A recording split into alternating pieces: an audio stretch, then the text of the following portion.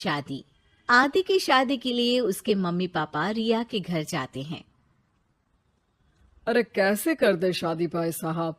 आपका बेटा तो अभी कुछ करता ही नहीं है। सुना है आगे पढ़ाई करने के लिए शहर भी जा रहा है। तभी तो भाई साहब हम चाहते हैं कि शहर जाने से पहले इसकी शादी कर दे। और कमाने का क्या है, हर कोई तो पढ़ लिख कर कमाता ही है। हाँ हाँ, और गांव का सबसे बड़ा मकान और समृद्ध परिवार से है आदि।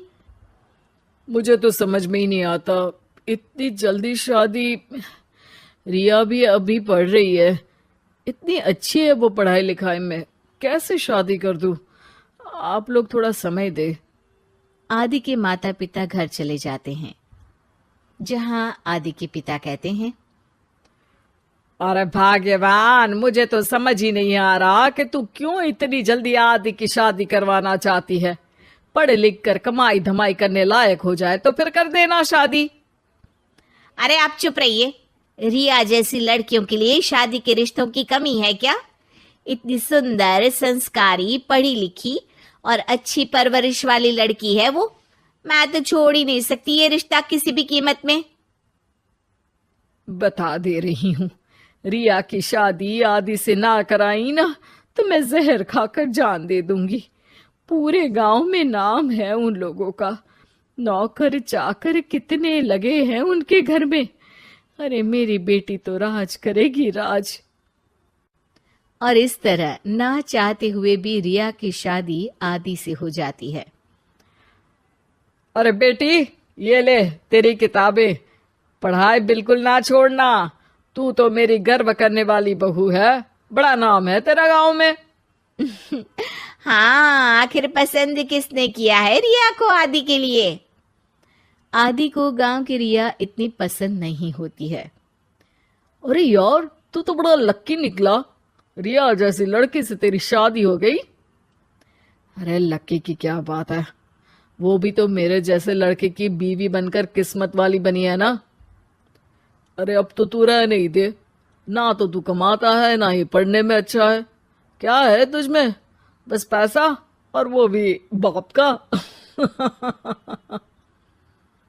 आदि को दोस्तों की बात पर बहुत गुस्सा आता है। पिताजी, मैं शहर जाना चाहता हूँ आगे की पढ़ाई के लिए। अरे बेटा, लेकिन यहाँ की पढ़ाई तो पहले पूरी हो जाए। नहीं नहीं, अब मैं किसी भी हालत में शहर में ही रहकर पढ़ाई करूंगा। रिया को आदि का ये व्यवहार अजीब लगता है कि अचानक नई शादी के बाद आदि ऐसा क्यों बोल रहा है। खैर, आदि पढ़ाई के लिए शहर चला जाता है और रिया गांव में रहकर सास ससुर की सेवा करती और बचे वक्त में पढ़ाई। अरे देखो, दामाद जी तो शहर चले गए। हमारी बेटी बेचारी अकेली रह गई। उसे कुछ दिनों के लिए यहीं बुला लाओ ना। रिया की माँ रिया के ससुराल उसे लेने जाती है कि उसके सास ससुर कहते हैं, अरे नहीं नहीं बहन जी, हमारा मन तो रिया के बिना नहीं लगेगा। हाँ माँ, इनको तो शहर जाना ही था पढ़ाई के लिए, बस थोड़ा पहले चले गए। माँ खाली हाथ वापस आ जाती है। आदि शहर में मन लगाकर पढ़ाई करता है और इंजीनियरिंग के लिए दाखिला ले लेता है, तो वहीं रिया भी एमए की पढ़ाई में प्रवेश लेकर समाज सेवा में मन लगाती है। तुझे देखकर लगता है कि मैंने तेरे साथ ठीक नहीं किया बेटी। शादी तो करवा दी, लेकिन पति का साथ नहीं मिला। अरे तो क्या हुआ, जैसे मैं अपने माँ पापा के साथ थी वैसे अब आप दोनों के साथ हूँ, है ना? सास खुश हो जाती है। अरे सुनो, बहू आदि लौट रहा है शहर से, वो कल आ जाएगा, तुम लोग तैयारी कर लो। रिया ये सुनकर खुश हो जाती है।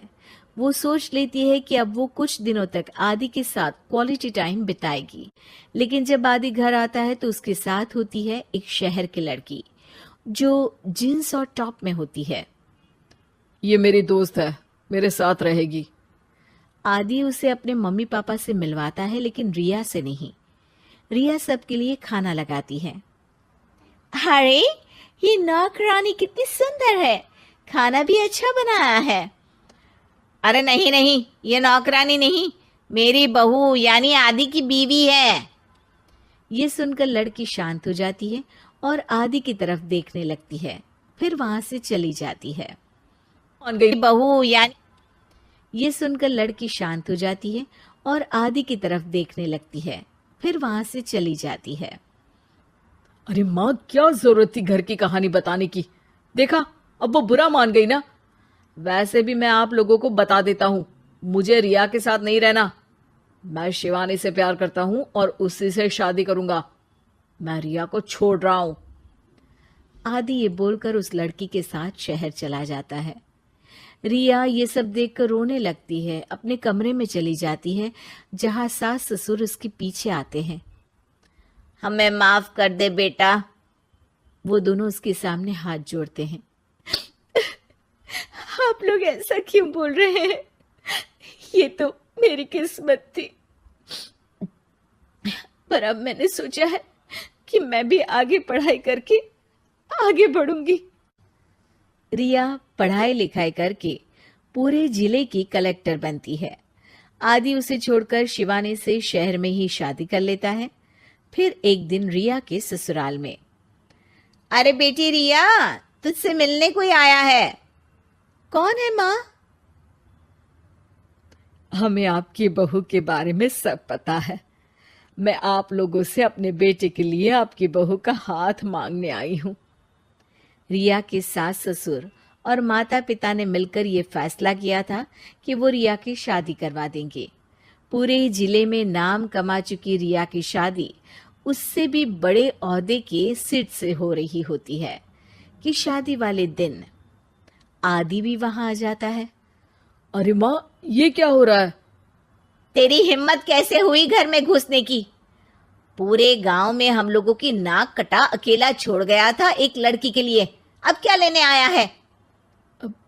माँ, वो लड़की ठीक नहीं निकली। उसने मुझे धोखा दे दिया माँ। मैं रिया की कीमत समझ चुका हूँ। अरे इतने बड़े जिले की कलेक्टर है वो। मैं यहाँ नहीं था, फिर भी उसने आप लोगों का पूरा ध्यान रखा। बहुत लेट हो चुका है बेटा। रिया आज अपनी नई जिंदगी की शुरुआत करने जा रही है, अब उसे भी जीने का हक है। वो तेरी सुविधा से जिंदगी नहीं जी सकती। तूने तो हीरा खो दिया बेटा।